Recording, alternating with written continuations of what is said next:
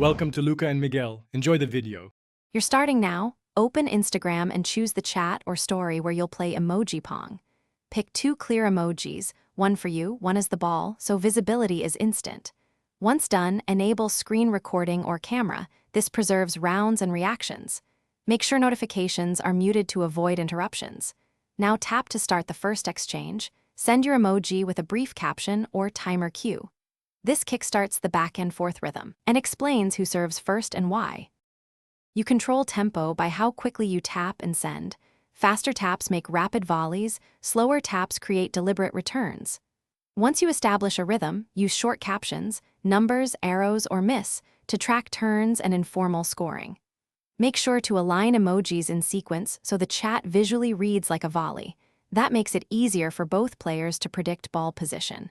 If playing in stories, tap to position emoji and use stickers to simulate paddle control. Practice a few rallies to build consistency. To finish, declare the winner with a clear message, GIF, or screenshot. That closure avoids confusion. If messages lag or arrive out of order, pause for 1 to 2 seconds and then resume.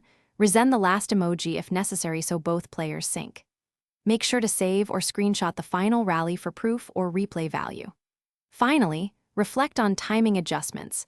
Small delays or faster taps can turn a miss into a hit, and that's why consistent pacing matters.